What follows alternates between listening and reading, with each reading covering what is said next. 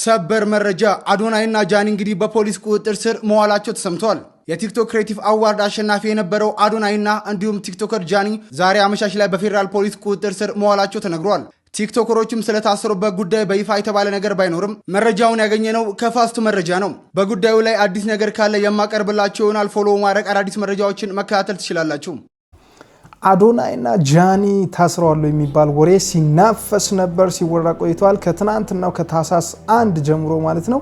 አዶናይ በምን ምክንያት ነው የታሰረው የሚለውን እኔ ስለ ጃኒ በነገራችን ላይ ምንም ማለት አልፈልግም። ጃኒ ብትታሰርም ምንም ብትል እኔ ጉዳይ አይደለም። በነገራችን ላይ ምንድነው ምክንያቱ ምንድነው የታሰረበት የሚለው የብዙዎቻችን ጥያቄ ነው። ብዙዎቻችን እንደምናውቀው ማለት ነው ተጽፎ በዜና መልክ ተጽፎ ነበር፣ ፌስቡክ ላይ ተለጥፏልና እንግዲህ እዚህ ጋር እንደምታዩት ማለት ነው ምንድን ነበር የሚለው ፖሊሶቹ እሱን ተጠርጣሪ አድርገው ወደ እስር ቤት የወሰዱበት ትልቁ ምክንያት አላግባብ የሆነ ከባህላችን ከሀገራችን ባህል ያፈነገጠ ልብስ ለብሷል በሚል ወሬ እንትን እየተባለ ነው ያለው ማለት ነው። ምንድነው ችግሩ? ምን ችግር አለው? እሱ ምን አይነት ልብስ ነው የለበሰው የሚለው ጥያቄ እኔ ልብሱን ለማግኘት በጣም ብዙ ሞክሬያለሁ። በነገራችን ላይ አዶናይ ምን አይነት ከባህል ወጣ ያለውን ልብስ አበሻን ኢትዮጵያዊን በዚህ ልክ የሚያናጋ ልብስ ምን እንደለበሰ እኔ ለማግኘት ሞክሬያለሁ። ምንም ያገኘሁት ነገር የለም። በነገራችን ላይ በዩቲዩብ በፌስቡክ በቲክታክ ሰርች አድርጌ ሞከርኩኝ፣ ላገኝ አልቻልኩም። ያ ማለት እሱ የታሰረበት ትልቁ ምክንያት ልክ ጆን ዳንኤል ማለት ነው የታሰረበት እንግዲህ ከፕሌን ላይ አልወርድም በማለቱ ነበር። በሰዓቱ ዌዘሩ ትክክል ስላልነበር ወደ መቀሌ፣ በዛ ሰዓት ደግሞ መቀሌ ረብሻ ላይ ነበር፣ አንዳንድ አለመረጋጋቶች ነበሩ። በዛ ምክንያት እንግዲህ ወደዛም እየተካሄደ ሰላም በወረደበት ሰዓት ነው። በነገራችን ላይ ያው ያን ያህል ችግር ነበረበት ማለትም አይቻልም። ምንድነው በሰዓቱ ያው የአየር ሁኔታው በጣም ትክክል ስላልነበረ መሄድ አይችልም ሲባል እኔ አልወርድም 300,000 ነው 3,000 ሰው ምስክር አለኝ ምናምን ብሎ ላይቭ ላይ ሲያወራ ነበር። በዛ ላይ የኢትዮጵያን የአየር መንገድ ክብር ያዋረደ ንግግር ስለተናገረ ነበር ማለት ነው። በዛን ሰዓት ሊታሰር የቻለው አዶናይ እንግዲህ በነገራችን ላይ ከሆነ ሰው ጋር እኔ የሰውዬን ስም መናገር አልፈልግም፣ አዶናይ ሊታሰር እንደሚችል ስናወራ ነበር። እኔ ይሄ ነገር ካወራን ራሱ ሳምንት አልሞላው በቃ ሊታሰር ይችላል ብለን ካወራን ሳምንት ሳይሞላ ነው የታሰረው ማለት ነው። ማለት የሆነ ሰው ሲፈምስ ታዋቂ ሲሆን በጣም መጠንቀቅ አለበት። ታዋቂ ሆን ማለት በቃ ሁሉም ሰው በዛ ምናልባት ላይክ የሚያደርገን ኮሜንት በርታ ቀጥልበት አንተ ልክ ነህ ምናምን የሚለን ሰው በጣም ብዙ ሰው ሊኖር ይችላል። ነገር ግን በዛው ልክ የሚጥለን በቃ በተለይ አበሻ ስትሆን በቃ ሰው ባነሳ ልክ ይጥላል። የሆነ ቦታ ላይ ደግሞ ታዋቂ ስትሆን ልትሳሰት ትችላለህ። በቃ ታዋቂ ሆንክ ማለት ሁሉም ነገር አንተ የምታደርገው የምታስበው ነገር ልክ ነው ትክክል ነህ ማለት አይደለም። ስለዚህ ሰው በጣም ትክክል ሊሆን የሚችለው በሚያደርጋቸው ነገሮች በሁሉም ነገር ልክ ሊሆን የሚችለው አዋቂ ሲሆን ነው እንጂ ታዋቂ ሲሆን አይደለም። ታዋቂ መሆን በጣም ቀላል ነው። ሰው ተሳድቦ ታዋቂ መሆን ይችላል። መጥፎ ነገር ተናግሮ መጥፎ ነገር አድርጎ ታዋቂ ሊሆን ይችላል። ታዋቂ መሆን በጣም ኢዚ ነገር ነው። በነገራችን ላይ ዘላብዶ ልክ እንደነ ጃኒ እኔ ያው ፐርሰናሊ እሷን ለመንካት ፈልጌ አይደለም፣ ግን ያው ጃኒ አሁን ምንም ቁም ነገር የሆነ ሰውን የሚያስተምር ነገር ምንም ስታረግ አይቼ አላውቅም። እኔ ፊት ለፊት መታ ብትጠይቀኝ ራሱ የምናገረው ነገር ነው። ምንም ምፈራት እንትን የለም። ግን ያው እሷ የራሷ ላይፍ ነው፣ ፐርሰናሊ የራሷን ላይፍ ትኖራለች። ግን ለሰው አስተማሪ የሆነ በቃ የሰውን ህይወት የሚያንጽ ነገር ስታረግ አይቼ አላውቅም። በቃ ማለት በቃ ለመፈመስ መሰገጥ ብቻውን በቂ ነው የሚለው ነገር ከአዶናይ የሰማችሁ ሰዎች በቃ መሰገጥ በቂ ነው። ሰግጥ ፈምስ ስግጥ ፍምስ ምናምን የሚለው ነገር እኔ ሰግጥ የሚለውን እሱ በሌላ አማርኛ ቀይሮ ቢመጣ ራሱ ቃሉን መቀየር አይችልም። በቃ እኔ እንደዚህ ነው የተረጎምኩት። በዚህ ትራንስሌሽን ጎግል ላይ አስገብቶላ ትራንስሌሽኑን መቀየር ይችላል አዶናይ ስግጥ ምናምን የሚለውን ነገር ማለት ነውና ሰገጤ ማለት ፋራ እንደማለት ነው።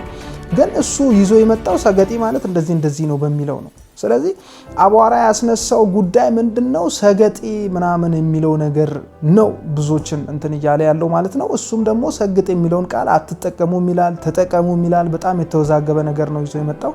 ከዚህ በፊትም አንድ ቪዲዮ ሰርቼላችሁ ነበር በነገራችን ላይ በአዶናይ ዙሪያ ማለት ነው። እሱ ምንድን ነበር? አዶናይ አሁን ላይ እያደረገ ያለው ነገር በጣም ልቅ የሆነ ነገር፣ ህፃናትን የሚያበላሽ የሱ ንግግር ምናልባት በጣም አዋቂ የሆኑ ሰዎች የሱን ንግግር አመዛዝኖ ማሰብ ማስተዋል የሚችል ሰው ይሄ ነገር ይጎዳኛል እውነትም ትክክል ነው ብሎ ነገሮችን በትክክሉ በቃ ማሰብ የሚችል ሰው ትልቅ ሰው ጭንቅላት ያለው ሰው ያንን ነገር ተጠቃሚ ሊሆን ይችላል እሱ በሱ ንግግር ማለት ነው። ነገር ግን ከታች ያሉ ትምህርት ቤት ኤሌሜንተሪ የሚማሩ ተማሪዎች አሉ፣ ህፃናት አሉ። ቲክታክን ትላልቅ ሰዎች ብቻ አይደለም የሚጠቀሙት፣ ህፃናት ይጠቀማሉ። ለዚህ ነገር በጣም መጠንቀቅ ያለብን ነገር ነውና አዲስ ትውልድ ኒው ጄኔሬሽን በጣም የሚበላሽበት ነገር ቢኖር የሚያዳምጡትን ያደርጉታል። በቃ በነፃነት አሁን ትልቅ ሰውን ማክበር የለብህም እንደማለት ነው። እሱ በእርግጥ ካፉ አውጥቶ ትልቅ ሰው አታክብር እንደዚህ ምናምን ብሎ እንትን ያለ ነገር የለም። ግን ስለ ኮንፊደንስ ያስተምር። በቃ ማንንም መስማት እንደሌለበት፣ ሰው ራሱን ብቻ ማዳመጥ እንዳለበት። ሰው ራሱን አዳምጦ ብቻውን አዳምጦ አይችልም ሲጀመር። ፕሬዝዳንቶች እንኳን አማካሪ ያላቸው፣ ጠቅላይ ሚኒስትር እንኳን አማካሪ ያለው። የትኛው ማንም ቢሆን በራሱ በሱ ልክ በጣም ትክክል ላይሆን ይችላል። የሆነ ነገር ከአንድ ሁለት የሚባል ነገር አለና አንድ ሰው ብቻውን የሆነ ነገር አስቦ ምናልባት ልክ ላይሆን ይችላል። ሌላ ሰው ሐሳብ ሲጨምር በቃ በዚህ ሐሳብ እሱ እኮ ልክ ነው ምናምን ብሎ ወደ ሞት ከሚሄድበት ራሱ ሊመለስ ይችላል። ስለዚህ አዶናይ ብዙ ነገሮችን በቃ ፐርሰናሊ ማንም ሰው ራሱን ችሎ ራሱን ብቻ ማዳመጥ እንዳለበት ምናምን ነው የሚናገረው። ሞቲቬሽን ኢንስፓየር ለማድረግ ሰውን ራሱን መጀመሪያ ራሱን ነው ሰው ኢንስፓየር ማድረግ ያለበትና አዶናይ በእርግጥ የራሱን ህይወት ለመቀየር ከነበረበት ህይወት ለመውጣት ምናምን ያደረጋቸው ኤክስፒሪየንሶች በጣም ቤስት ናቸው። ነገር ግን አሁን እሱ ለሰው ኢንስፓየር እያደረገ ያለበት መንገድ በጣም ሮንግ ነበርና ህጉ ራሱ ይህንን መስክረዋል። በጣም ብዙ ነገር ተብሏል። ፌስቡክ ላይ እንግዲህ ብዙዎቻችሁ አይታችኋል፣ ደንግጣችኋል። እንግዲህ ቲክታክ ላይ ስታዩ ነበር።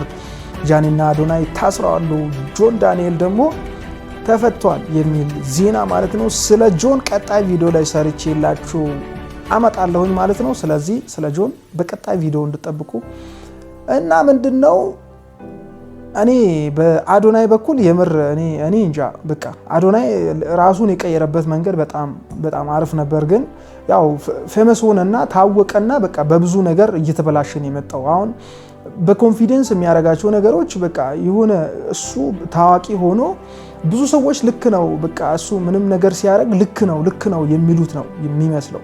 ግን ሰው በቃ ባነሰው ልክ ነው የሚጥለው ማለት ነው። እና በጣም ስህተት ነው የሰራው። እኔ በበኩሌ በቃ ማንም ሰው ሊሆን ይችላል ይሄንን ቪዲዮ እያየ እየሰማ ያለው ሰው በቃ ፈመስ ሲሆን ታዋቂ ሲሆን ራሱን መጠበቅ አለበት። በቃ ሰውን ከመንግስት ጋር ንክኪ የሌለበትን ጉዳይ መስራት አለበት። ሶሻል ሚዲያ በጣም ሰዎችን የሚያነሳም የሚጥልም ስለሆነ ጥንቃቄ መደረግ አለበት ብዬ አስባለሁኝ። እንግዲህ እስካሁን ባወራሁት ነገር ያው መጥፎ ነገር እንዳላልኳችሁ እንዳላስከፏችሁ እርግጠኛ ነኝ።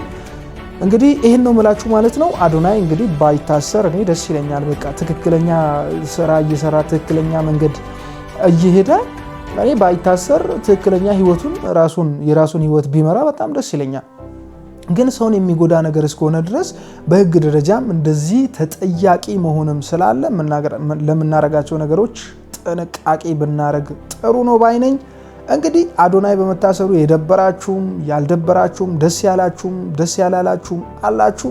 ሁላችሁም ይህንን ቪዲዮ ላይክ በማድረግ ቻናሉን ደግሞ ሰብስክራይብ ማድረግ የኔን ቲክታክ ፎሎ ማድረጋችሁንም እንዳረሱ። በቀጣይ ቪዲዮ እንገናኛለን።